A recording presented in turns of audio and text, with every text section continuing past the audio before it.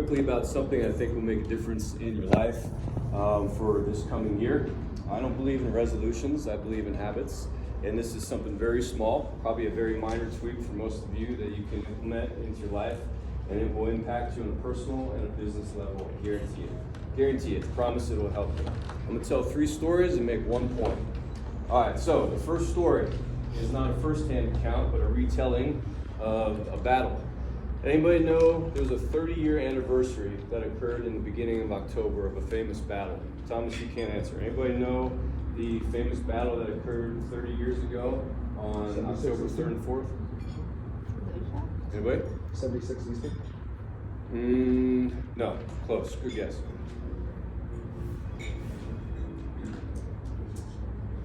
Okay, Thomas. Yeah, no, but I don't have the answer. Battle of Mogadishu. Battle of Mogadishu. Yeah, and that was that happened on October 3rd and 4th in 1993. So if you haven't heard about that battle, don't know much about it, I'm gonna do a very, very quick retelling of one part of that battle. It involved Army Rangers and Delta Force, our Special Forces operations, and it was epitomized in a movie called Black Hawk Down. So you're probably familiar with that. Black Hawk Down, Battle of Mogadishu.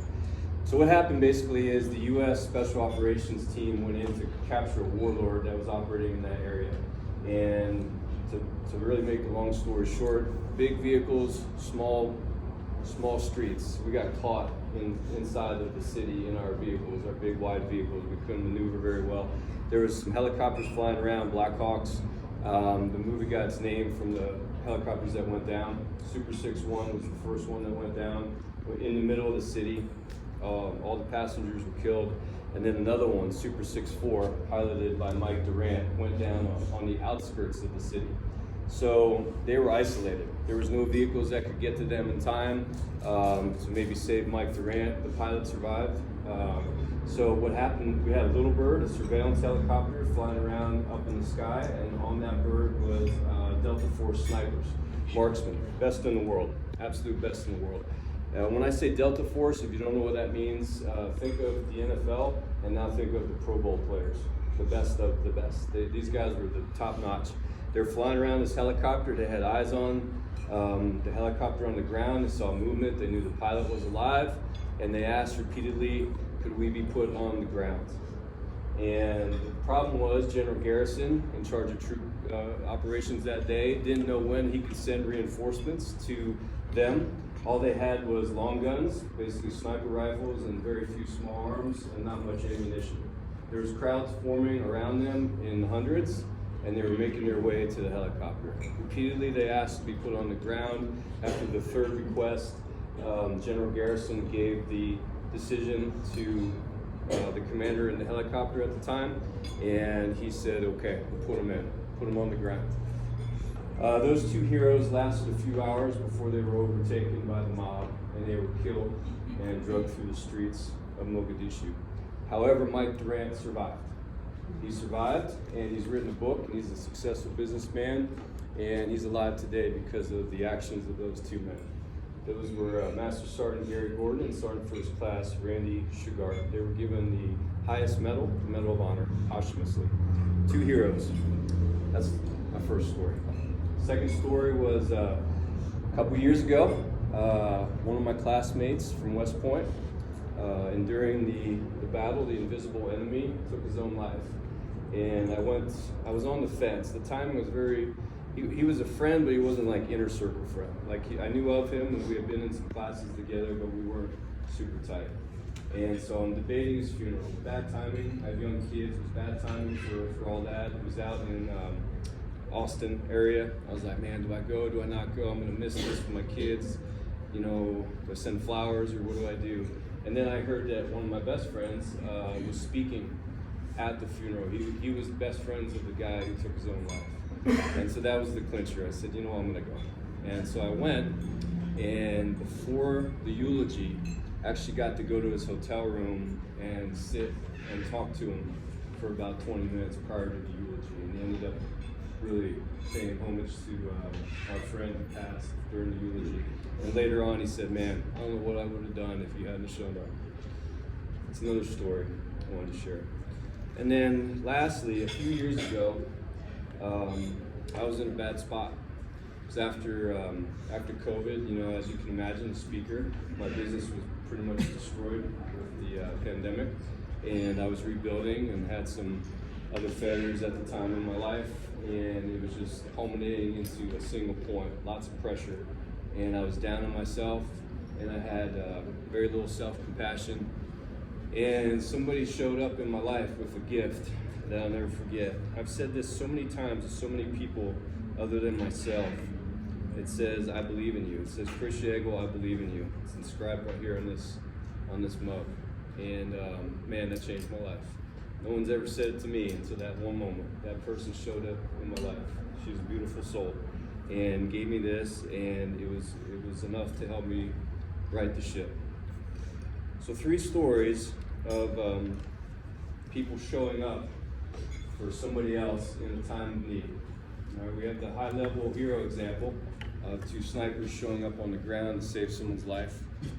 We have an example where I just decided to spend some money and change some plans to go be there for someone and help them in a time of need.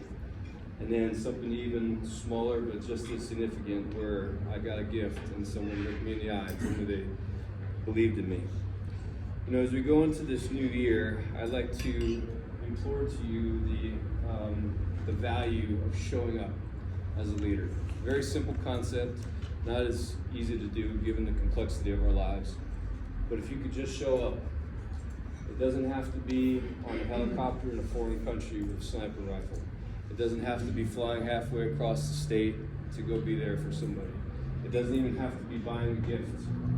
It could be a tap on the shoulder saying, I know you're going through it, I'll be praying for you, or I'm here for you if you need help. It could be a text message that says, hey, I know you got a big event today, and I just want to let you know I'm thinking of you, you're going to do great. 10 seconds, if that, right? You can give them a call. You can just insert yourself somewhere in their life. Now, there's a couple prerequisites to make that happen. First of all, you got to be aware. You got to be aware of your surroundings, situational awareness. If you have a team, if you're a leader of some sort, you got to know your team. You know, one of the biggest reasons Chick-fil-A is successful today is because they all know each other. The leaders are required to know everything about their team members. I mean, I'm talking birthdays, spouses' names, kids' names, interests that they're in, dogs' names. I can go on this list. It's a very comprehensive list of things that they know about their people. Talking about managers at the store level. Gotta know your people. You gotta unplug from your phones a little bit and get to know people. So situational awareness. Next thing is courage. Sometimes it takes courage to have a conversation. Sometimes we don't want to have a conversation because we're tired and we had a long day, and all we want to do is go home and get in front of a novella and eat a pint of ice cream, right? I've been in El Paso 20 years. I know when novella's at. Anyways, that's all we want to do. So sometimes it takes courage to get out of our comfort zone and engage somebody in the store, you know, when you're standing in line waiting to pay, and have that conversation that you just don't feel like having. And then the last thing is, it wouldn't be anything without engagement. So you gotta engage. You gotta have the conversation. You gotta open up. You gotta say something. You know, most of my conversations start with some really dumb observation. I'll be honest with you. A few years ago, I strolled up to a guy and he had a Giants hat on. And I said, are you a Giants fan? Of course he's a Giants fan. Dumb question, right? But it led to a friendship, and we ended up, you know, kind of speaking into each other's lives because I was willing to go out of my way to engage him. And it doesn't have to be anything complex.